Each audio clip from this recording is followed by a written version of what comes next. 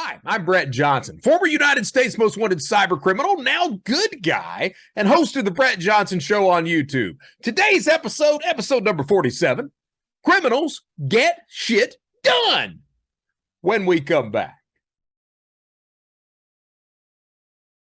All right, so we are back to the Brett Johnson Show. Today's episode number 47, Criminals Get Shit Done. Yes, we do. Yes, we do. All day, every day.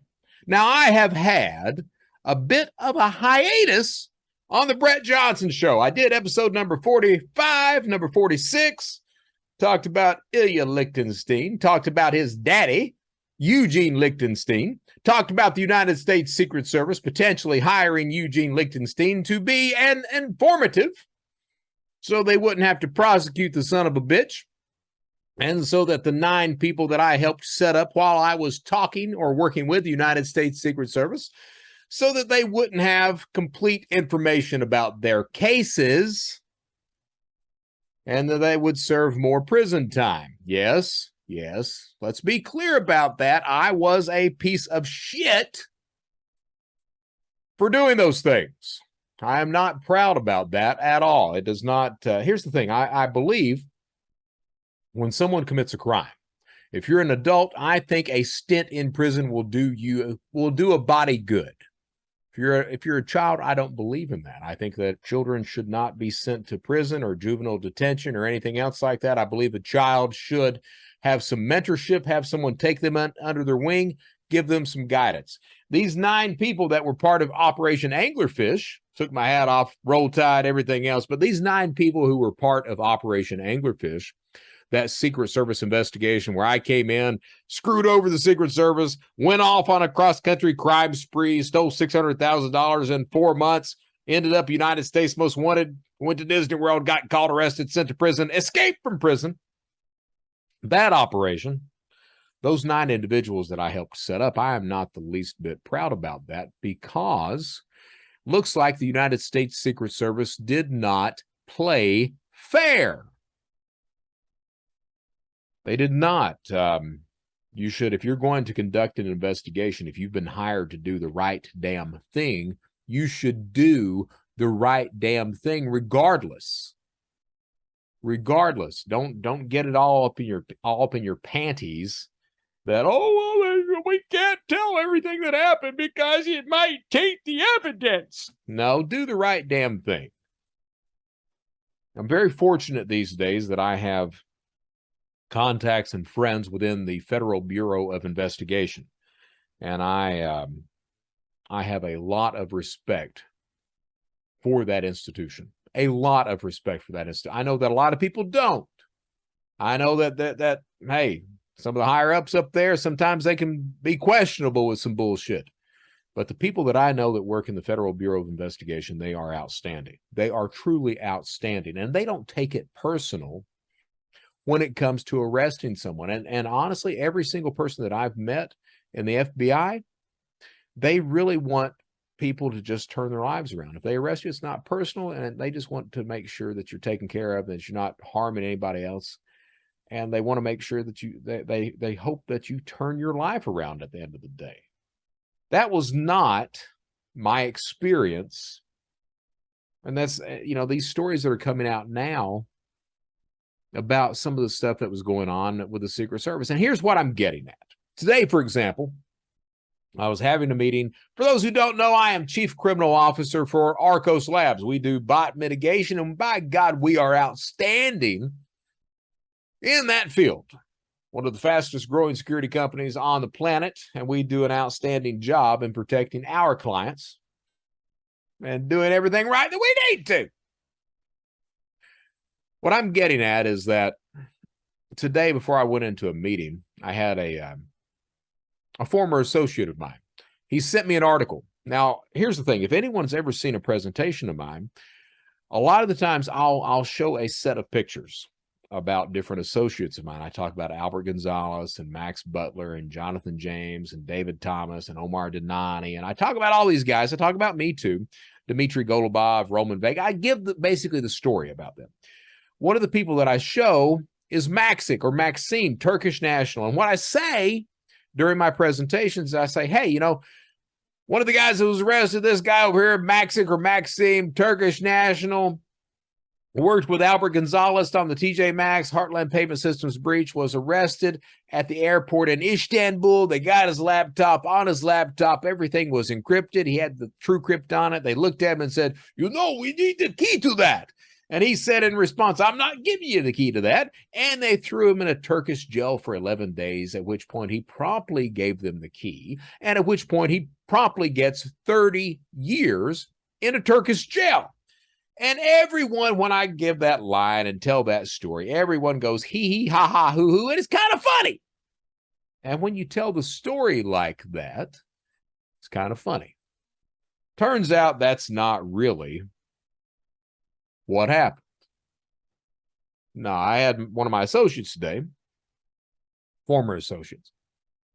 He sent me what really happened. And this story actually came out a few years ago. The thing is that I'm pretty naive about things. And I guess it's an intentional naivete that I sometimes, you know, I want to think the best of people. Like the Secret Service in this investigation where we were all kind of wrapped up and arrested and everything else. I want to think the best of people.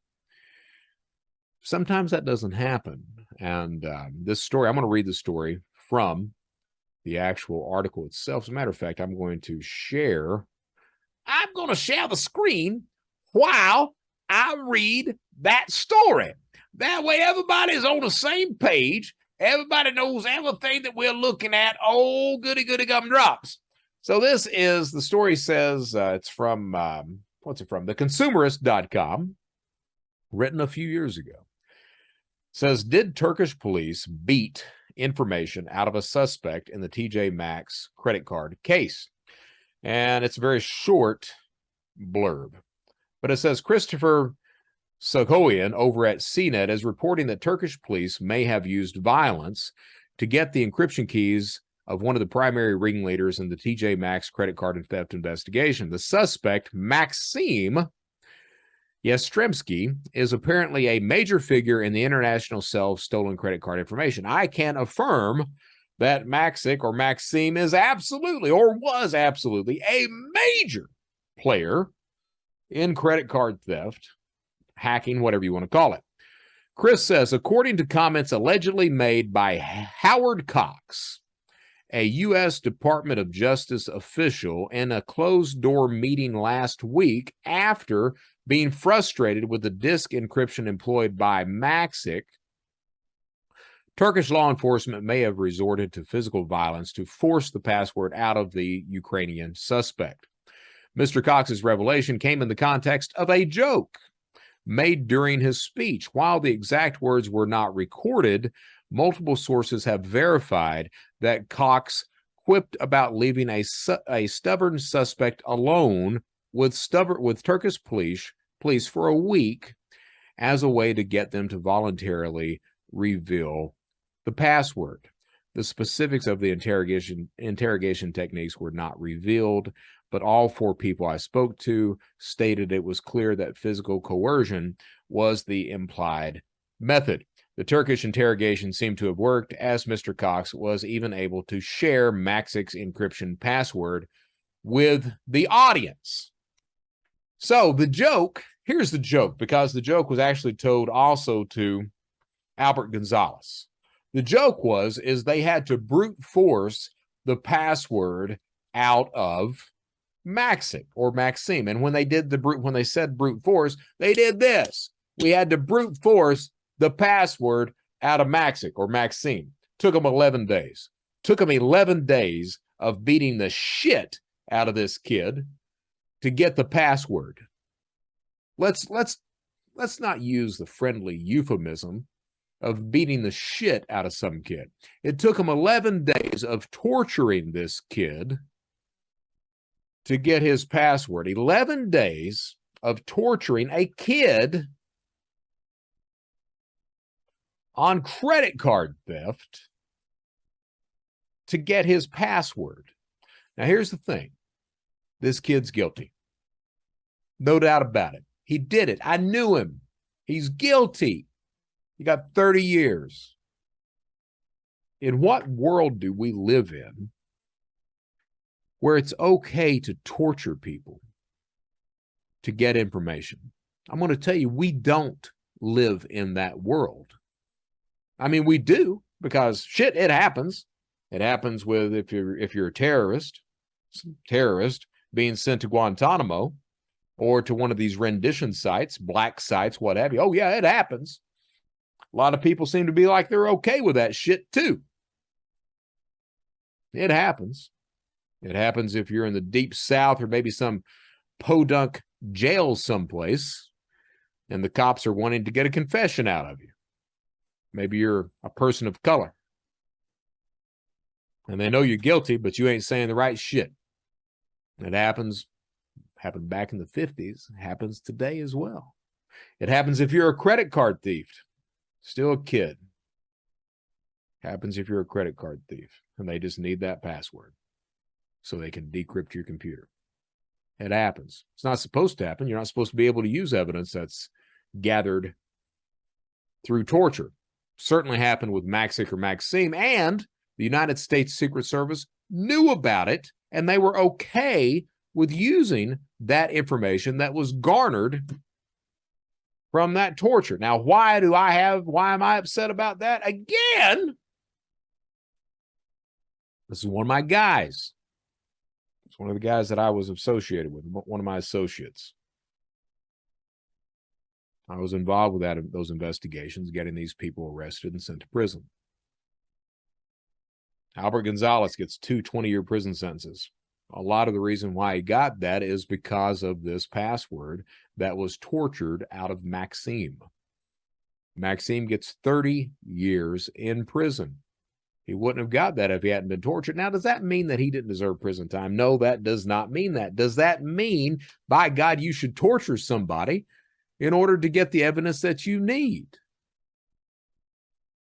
Think about that for a while, because here's the thing. I know there are people out there that are going to say, well, you know, he was guilty. If he didn't want that to happen, he should have never broken the law. If you are of that opinion, you are a piece of shit. All right?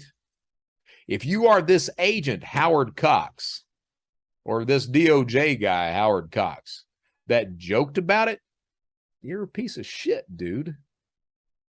Got to tell you, you are.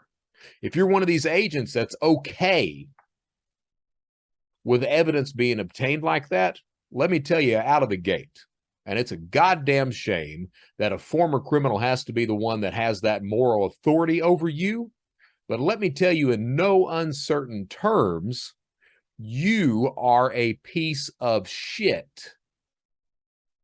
You don't like me saying that? Don't do it. Do the right goddamn thing and be done with your job. This is insane. This is insane that we're torturing people for encryption keys. It's insane we're torturing anybody at all. You know how many people had rendition exercised against them when all that bullshit was going on after 9/11? Last I heard, it was like 70-some thousand people. This is the world we're designing and living in these days, where it's okay to torture people. I am bothered by this. I am disgusted by this. I'm wondering why no one had to answer for this, because they didn't. And you know why no one had to answer for this? I'll tell you why. It's the exact same reason that those black sites were ran back in the day and are still being ran today. Well, it wasn't United States authorities that did it. No, it was somebody else, and the evidence came from that, and everything's fine, right? We can use that. Gives you that cover of protection. It doesn't make it any less real that anybody who profited from that on law enforcement side, you're a piece of shit. Nobody wants to work with me on law enforcement after I said that. I don't give a damn. I'm going to say what needs to be said and call it the way it needs to be called.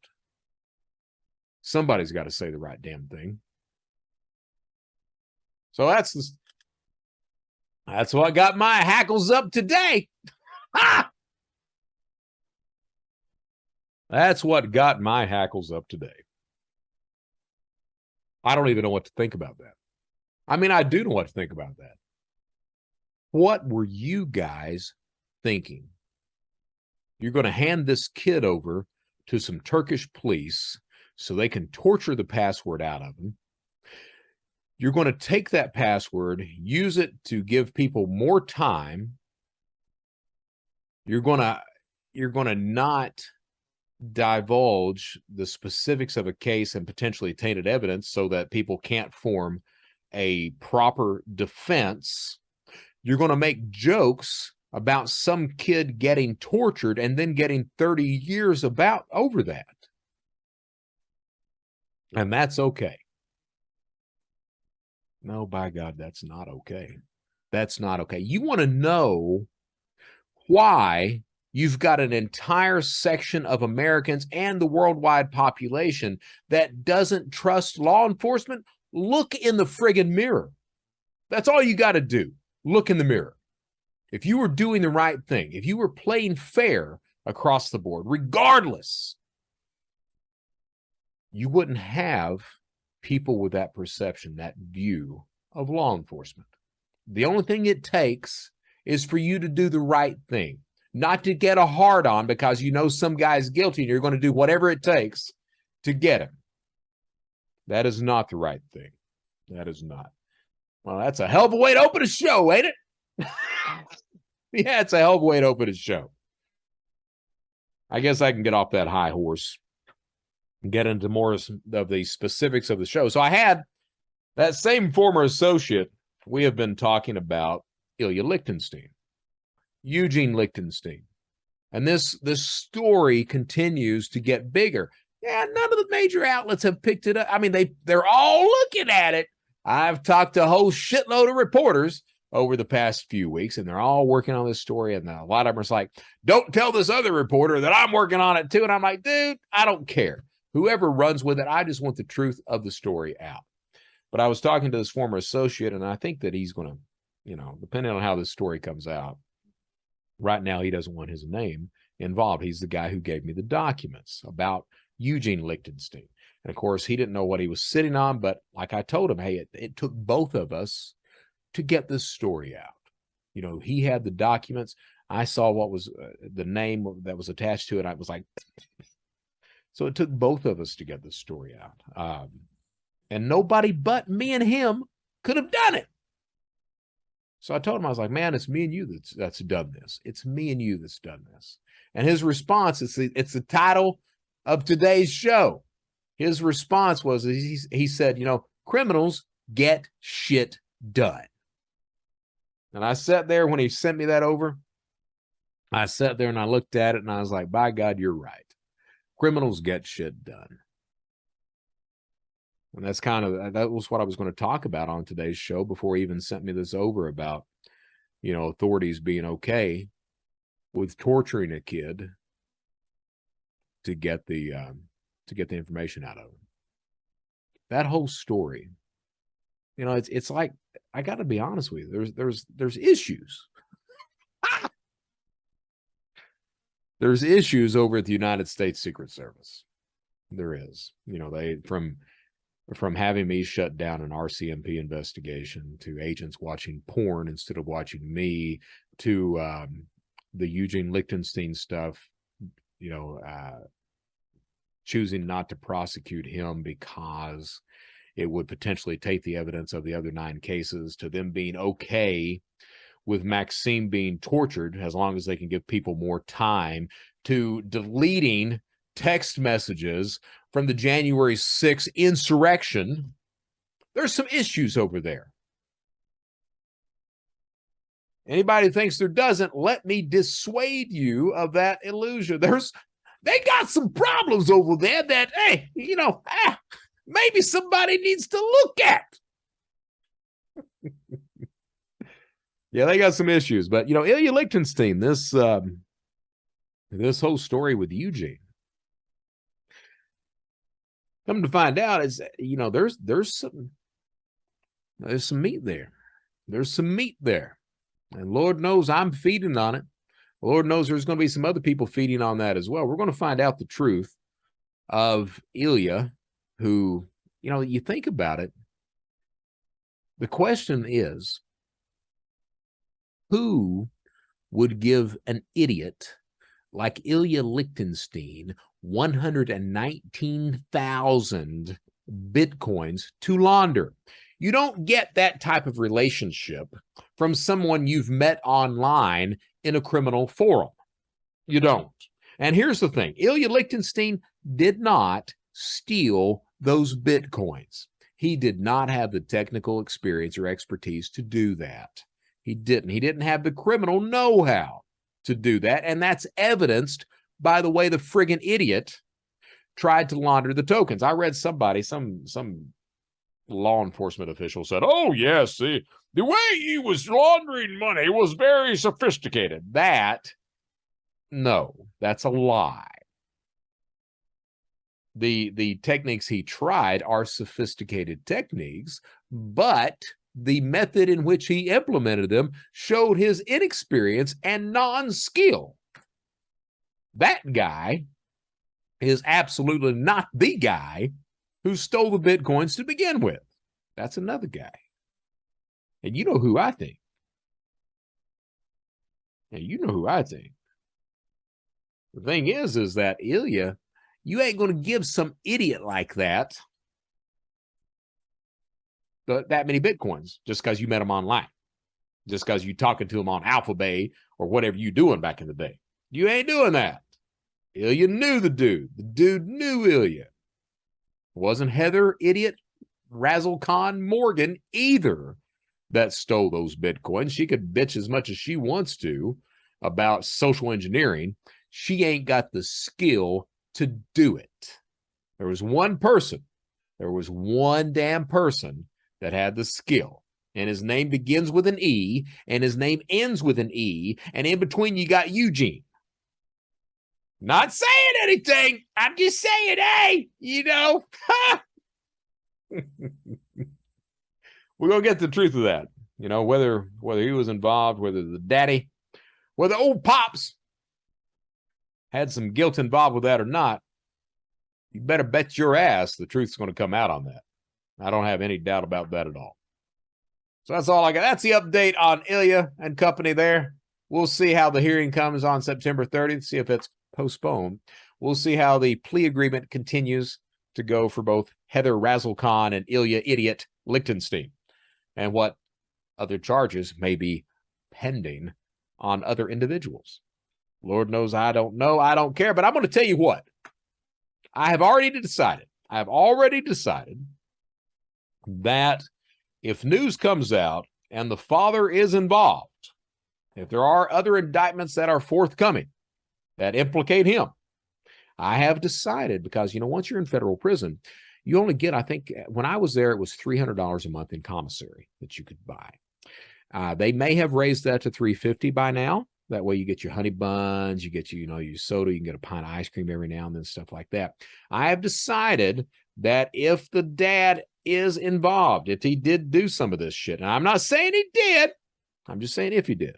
If the evidence points that way and they peg the guy as that being the man, what I'm going to do out of the goodness of my heart, I'm going to make sure that Pops has $300 a month commissary to spend during that incarceration period.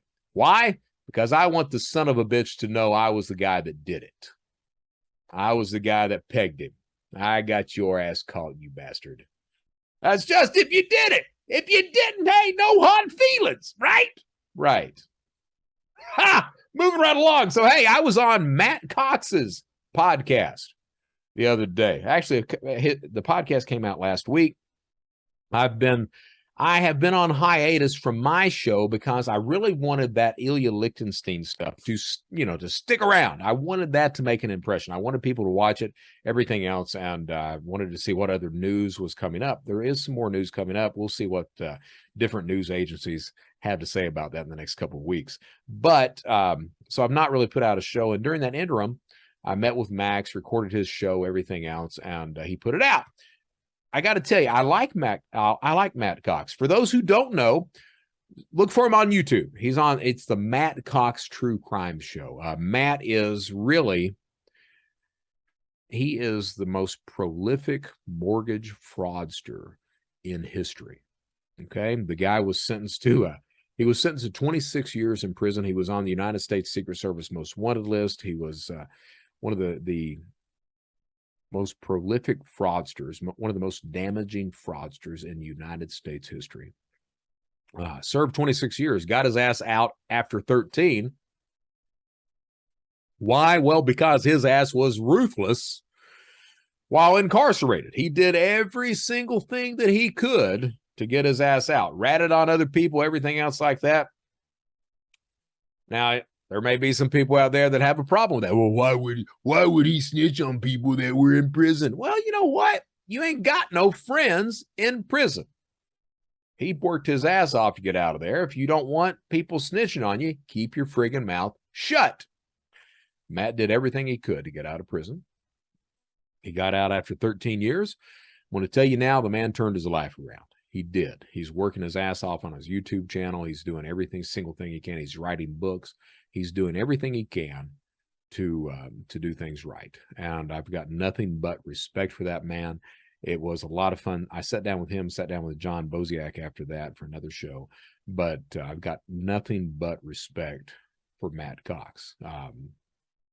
One of the reason I'm bringing that up, one of the individuals that, so I respond to really every single comment that is on my show and on any show that I'm a guest on. If it's on YouTube, you got a comment section, I'm going to respond to you unless you're an idiot. I don't respond to idiots. All right. I don't suffer stupidity in my life anymore. But one of the people that responded, and I did engage in conversation with him, was this guy on Matt's show named Tannen, Tanin Dunn, Tannen Dunn. And what he says is, he says, you guys talk about crime like it's an addiction. It's not. There is no road to recovery. That's just a completely bullshit implication. That's not rooted in fact at all. The first 5 minutes of this is cringe as hell. All you're doing is providing yourselves with excuses in case you decide to commit another crime. You're trying to morally justify them to yourselves. Imagine a convicted killer saying he would kill again if he didn't have anything for supper. You guys are just cringe. And we go off on that. Here's the thing. Now, it looks like at least Tannen claims that he served 17 years in prison, starting when he was age 18. So he's been in. He's got a taste of it. I guess he's out now because he's on the internet watching YouTube. At least I hope he's out now. Otherwise, he's violated some prison rules because his ass shouldn't be on YouTube if he's incarcerated. Here's the thing. When fraudsters especially, all right, I went through cognitive behavioral therapy, the RDAP program, residential drug abuse program. And during that, it's not about rehabilitating you from drugs. It's about changing your mindset, that your thoughts determine your feelings determine your actions. And if you can change the thought process, the feelings will change and then the actions will ultimately change. So it's about accepting responsibility. It's about finding humility, finding empathy, gratitude, not justifying things. Okay. What they also teach you is that the road to recovery is never a straight line. Not only that, but this idea, if you look at a drug addict or an alcoholic, you won't really ever hear them say, I'll never drink again. I'll never do drugs again. What they say is that I'm recovering. That's the key word when you're an alcoholic. I'm recovering. You know, I've went this long without drinking. And the longer I go without drinking, the chances of me not drinking again increase. But I can't say that I'll never take a drink again. I adopt that same mindset with criminal behavior because I view my crimes, my criminal actions, and my criminal past as an addiction. Make no mistake about it, I was addicted as hell to being a criminal. I got an ego boost out of it. I had money coming in. I was able to do what the hell I wanted to, and it was fun. Okay? So it was an addiction for me. And I am coming over past that addiction. I will never be the guy that says I'll never break the law again, because when you do that, that's a blind spot for you. You're basically putting the blinders on. And when you say I'll never do that again, that absolute, and here's the thing, Tannen, absolutes, those are thinking errors. If I say I'm never going to do something again, that shows that I've got some cognitive dissonance there. See, your ass in your 17-year bid in prison evidently never learned anything about cognitive dissonance. Absolutes are a thinking error. You should never think in an absolute. I'll never do something. You always say that. You know, whatever that line is, those absolute thoughts, those are all thinking errors. So I will never say see, thinking error. I don't say I'll never commit a crime again, because that's an absolute.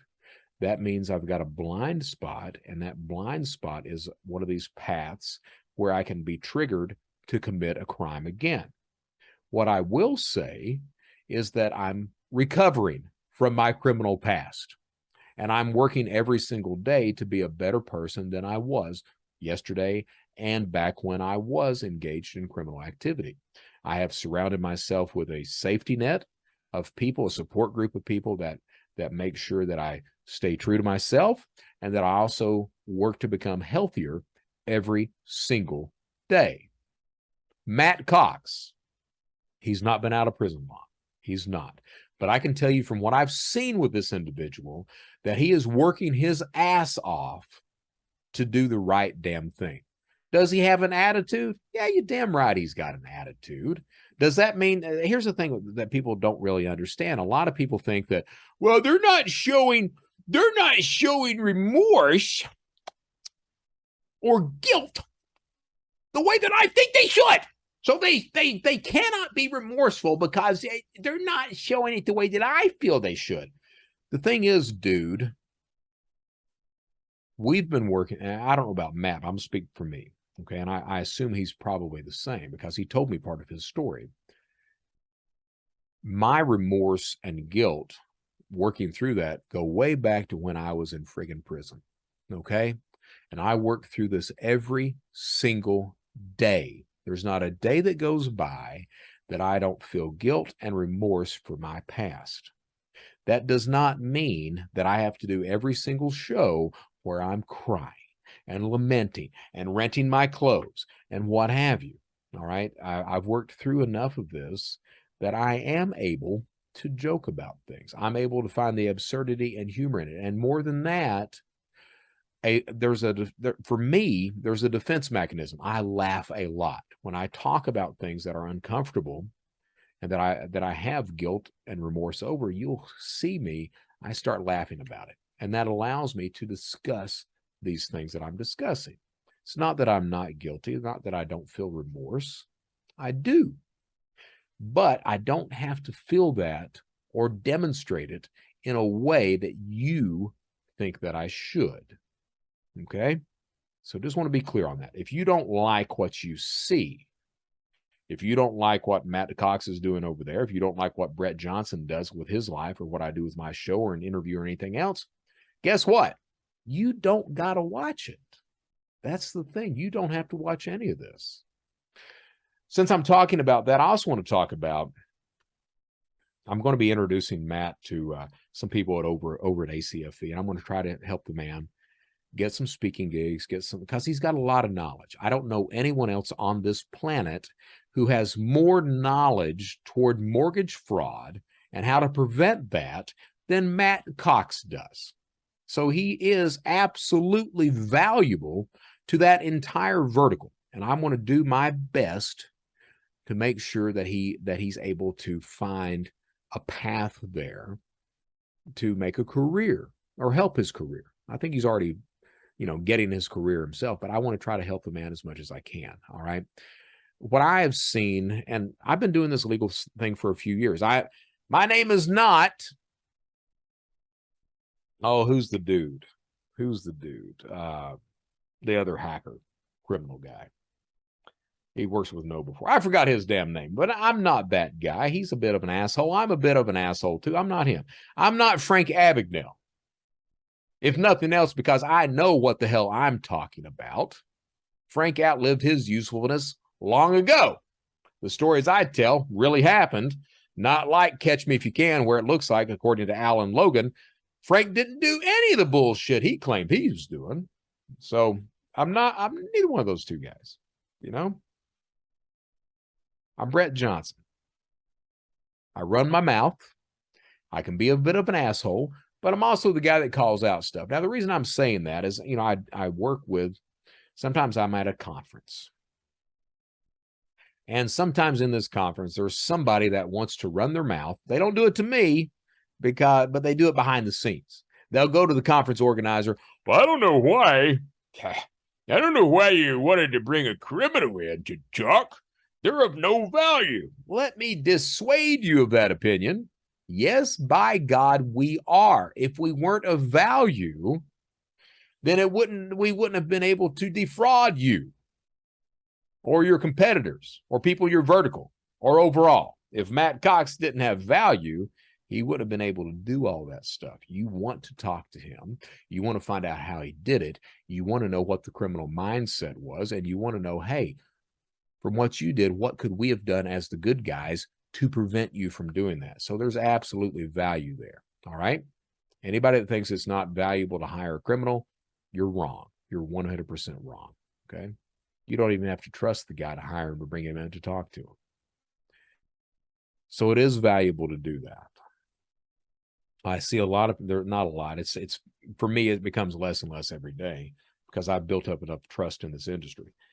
But there are people who come up with the opinion, well, we shouldn't. And I love the ACFE, but there's a lot of people that say, oh, well, we shouldn't pay criminals. What the hell are you talking about? If they are giving you value, if you're organizing a conference and you're getting attendees to come because you've got a criminal talking or a former criminal talking, yeah, you're getting value from them.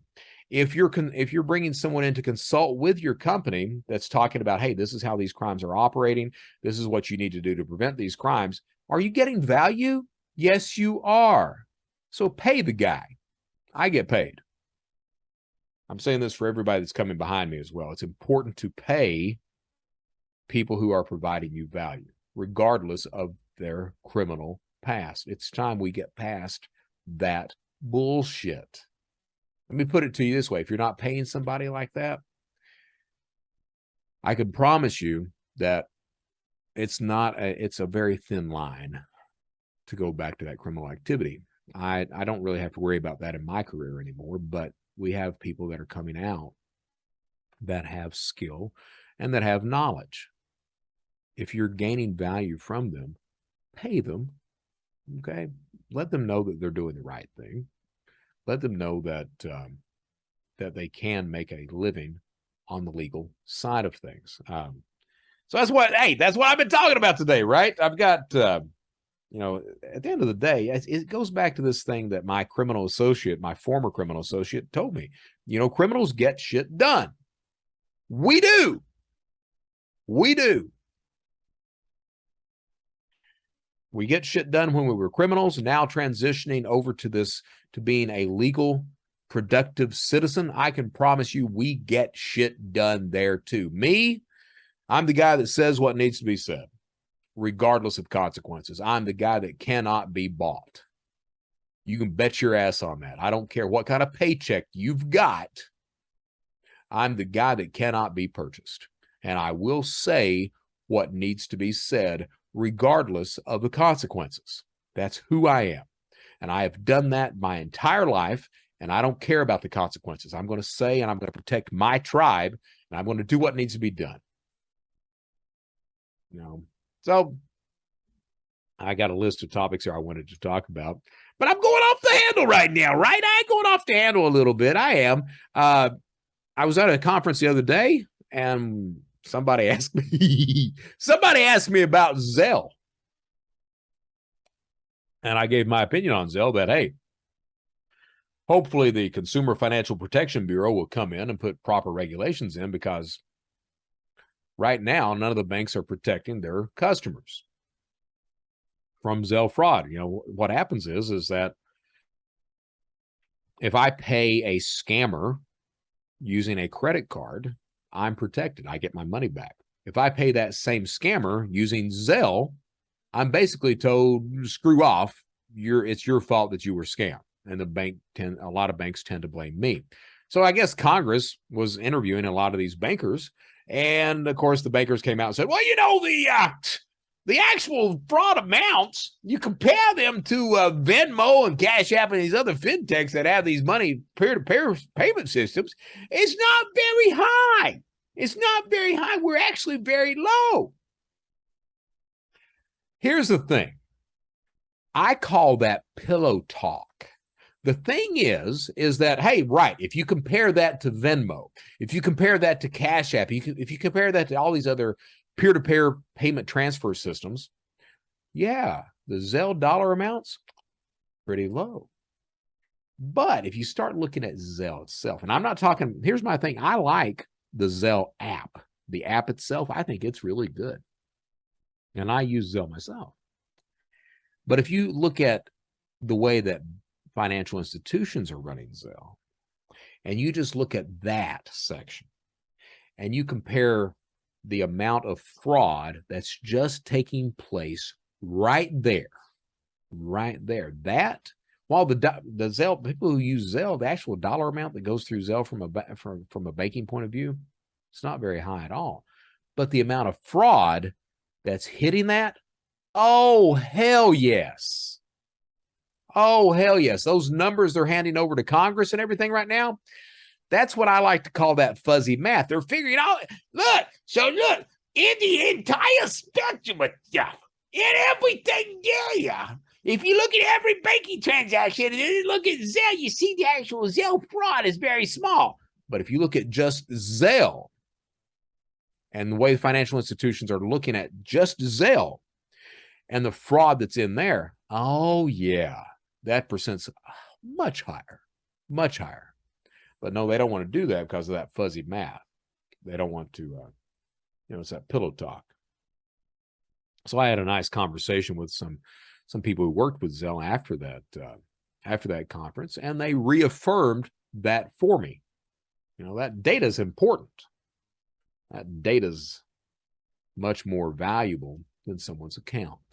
And here's the thing, and they were right. We had a very productive conversation. I'm not going to tell you with who, because, hey, I view that guy as kind of an insider. But the thing is that if the Consumer Financial Protection Bureau comes in and institutes regulations on Zelle protection, it's going to be uneducated, it's going to be ill-formed, and it's going to be a nightmare. But at least it's protections, all right? Right now, the financial institutions, can they do that themselves? Well, so far they've not. And so far, every single indication is that they're not really prepared to do that. And the problem is that it's more than just the financial institutions. You've got the ability of, say, telecom providers. They need to be sharing a lot of this information, but they're very slow about it. And they're not held to account about that as well, because it really crosses verticals on that. You think about the way fraud actually happens. The fraud isn't just contained within that financial institution. You're talking about a fraudster who's defrauding different verticals based on their own merits. So they're getting, they're doing phone porting or setting up prepaid devices or whatever that is being recognized by the telecom or whatever other vertical that is that they're needing to commit fraud in order to do Zelle fraud. All right. We need to get to the point where we are sharing and exchanging information. And that's where regulation needs to come in. This needs to be forced. Yeah. See, I'm like that. I'll tell the shit that needs to be told. We need regulation to force the exchange and sharing of information. Banks don't want to share that. Banks don't want to share that with EWS. Why? Well, EWS is going to try to sell their ass some new product. Yeah, does the security, and if the banks give the data over to EWS, then EWS is going to use that data to try to sell them some new security product to protect them from the fraud that what? We need regulation that comes in, informed, educated regulation. I'm not sure we can get that. But at the end of the day, the thing about Zelle, and I made this point, I don't think that financial institutions should reimburse every single transaction. Jamie Dimon made that point. What are we going to reimburse every single transaction? That's not the point, Jamie. It's not. But if you have this conversation with your customers that, hey, this is fraud, the chances of this being fraud is almost 100%. If you have that conversation with them and then they choose to still send the money over, I don't think that you should reimburse that type of customer. I don't. But if that customer doesn't know what the hell's going on, and you as a financial institution, you do, and you've not fully informed your customer of what's going on, by God, yes, you should reimburse that victim. That's my thought on it.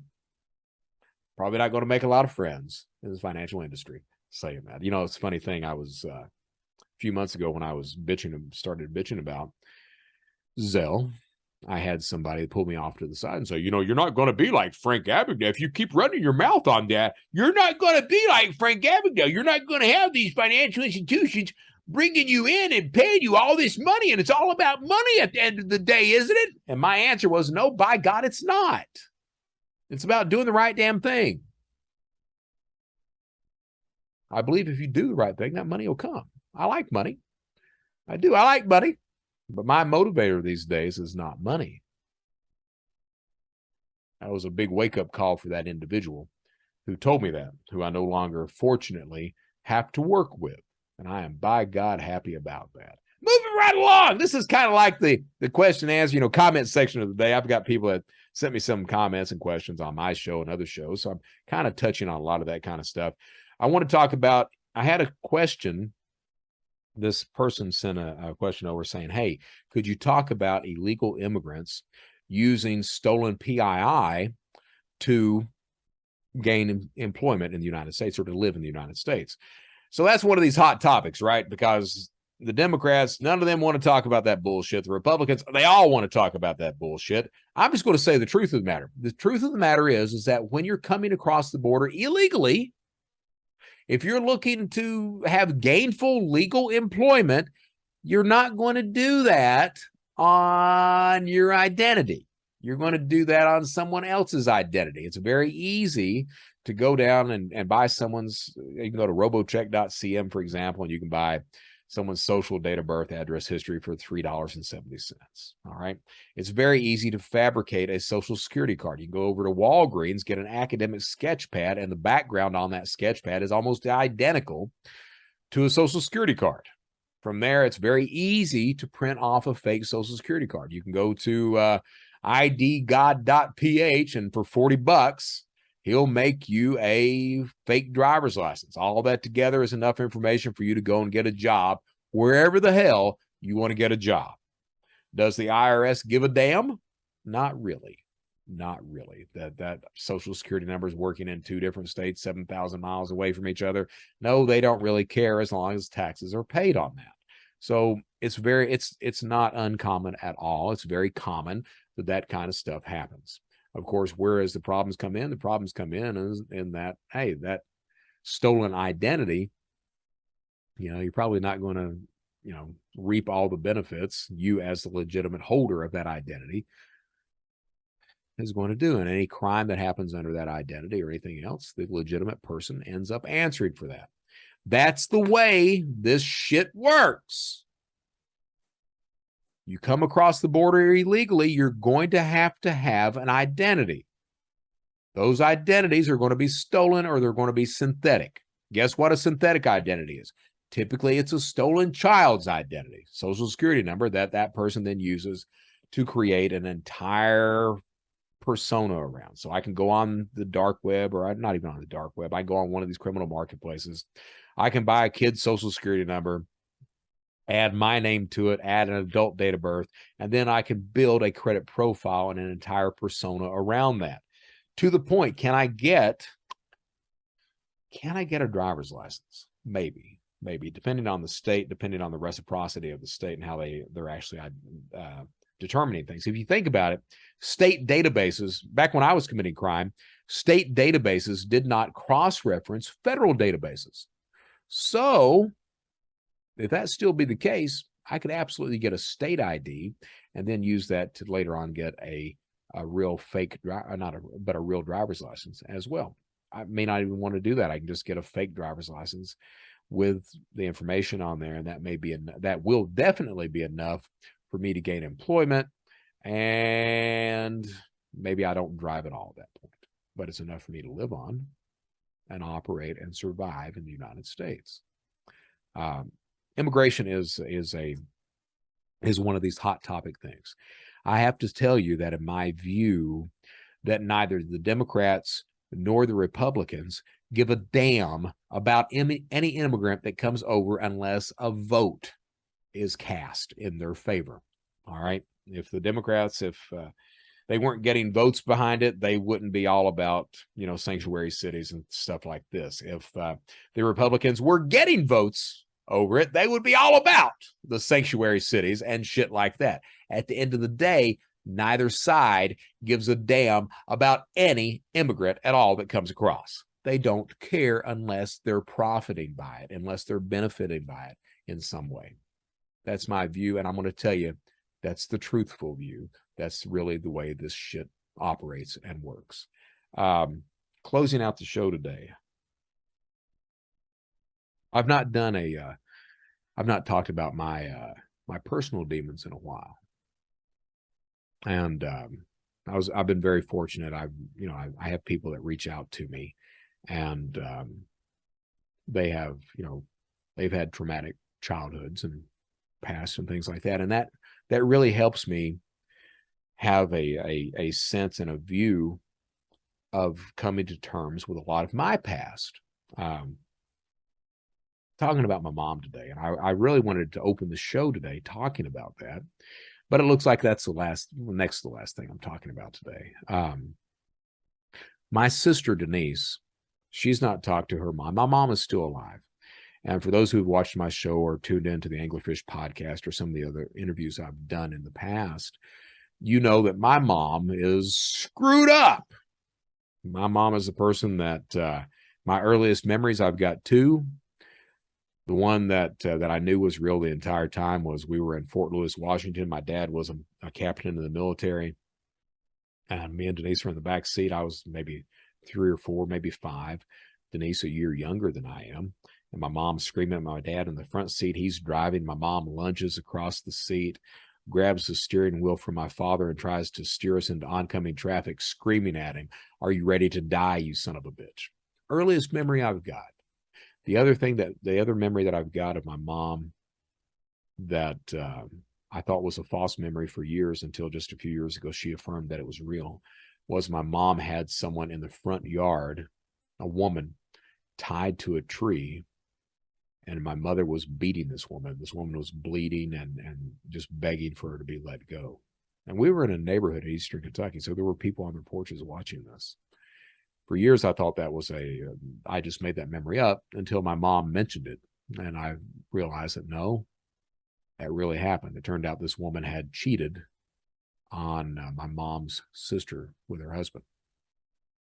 So that's just a taste of it. This is a woman who, she would pull knives on people. She always tested people. Can I do this to you and you will still love me at the end of the day? And it was just horrible stuff. Yes, my mom's got some mental problems. She used to tell me and my sister that she gave up her life for us, that she was going to leave and never come back, that we'd find her dead someplace in a ditch, that she was going to commit suicide. And this was just constant, the mental, the emotional, the verbal abuse, the physical abuse. It was constant. My sister has not spoken to my mom, I guess, in over a decade. Denise, that's the only way that Denise could be healthy, was to cut her mom off completely because my mom continued these actions, this behavior. Me, I've not spoken to my mom in a few years. And the way I got to that point is I told my mom, she was talking about my sister not speaking to her, about how she didn't know why Denise was doing her that wrong. And I said, well, Mom, you were the abuser. And my mom started arguing with me about that. And then I told my mom, I was like, look, I said, do you not know that I got to a point in my life where I would catch you and my dad gone and I would urinate in the floor. And that was simply the only control as a child that I had. That was the only control that I had. And my mom called me a liar at that point. She said I was making it up. And that's when I flew off the handle. And I told her, I was like, hey, I'm not going to talk to you anymore until you're able to accept responsibility for the abuse you perpetrated on me and my sister. Unless you're able to accept responsibility, apologize for that, and then talk it out. And I've not talked to my mother since that point. She called me when my first cousin, Sean, passed away. And the entire conversation was, she told me that Sean had passed away, and I said, thank you. And that was it. I've not talked to my mom since I put that boundary, that ultimatum in place. So this last trip I was on, I gave a lot of thought to that. I've been giving a lot of thought to that. And I had people, I was talking with this person that kind of walked me through it. And what happened is I knew that my mother would never be able to meet that ultimatum.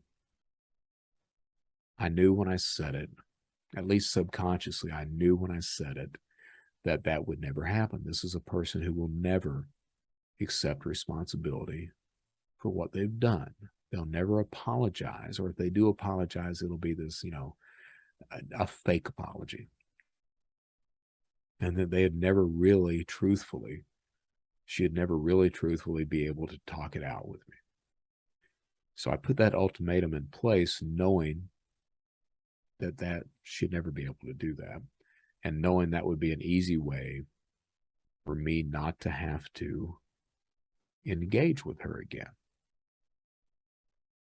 I put a lot of thought into that, and I know that that's the wrong way to treat a human being. Even though she's sick, she's got some mental problems, she's not a very good person. She can be fucking evil.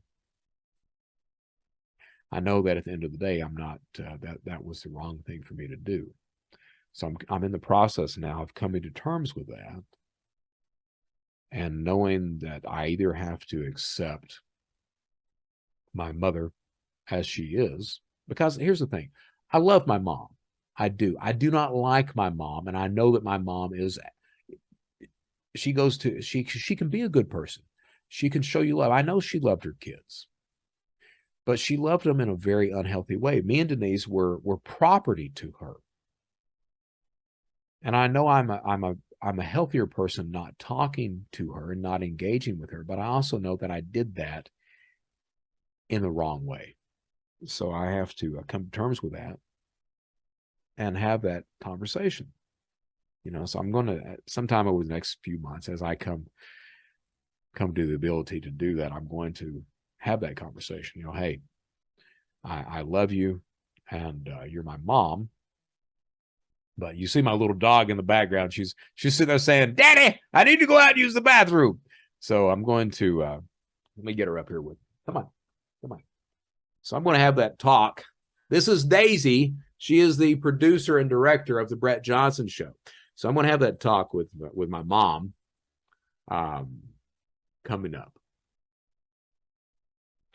And that goes into the last part I'm talking about on today's show, this idea. I end the show, every single show that I do, I end it by saying, just do the right damn thing. And I'm thinking, I opened up this show talking about how law enforcement was okay, and not even okay, they made jokes of it, about torturing somebody. That is not doing the right thing. It's not. I lived a majority of my life not doing the right damn thing. A lot of my associates, the exact same thing. We lived a majority of our lives not doing the right damn thing. Matt Cox, I did his show. He lived a good part of his life not doing the right thing. You know, me with my treatment of my mom, even though it was healthier for me to disengage, I didn't do it the right way. I didn't do the right thing there. I didn't do what I was supposed to do. I chose the easy way out. Even though I'm healthier for that, I chose the easy way out.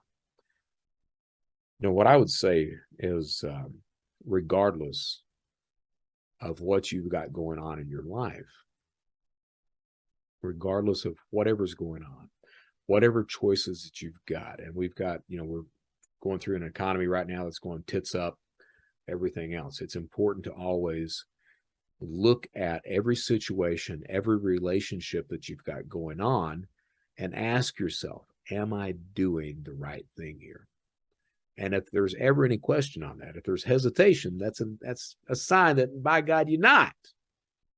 The thing is we know what we need to do. We know what the right thing is in most circumstances and situations. And if we don't, we soon find out what the right thing should be. We need to be doing that. We need to treat each other as we would like to be treated. We need to know who the hell we are and why we do the things we do. I just wanted to mention that. My name is Brett Johnson. I'm going to close out today's show because I got my little puppy here. Hey, look at the camera. Yeah, I got my little puppy here. All right. So I'm going to close out today's show. I'm Brett Johnson. This is Brett Johnson Show. What do we say? We say stay safe, stay secure, and stay vigilant. More importantly, this is the Brett Johnson Show. At the end of the day, just do the right damn thing. My name is Brett Johnson. I'm a former cyber criminal turned good guy. And by God, I am a good guy these days. I'm very thankful for that. End of the day, hey, just do the right damn thing. Thank you for watching. Until next time, I'm Brett Johnson. Take care.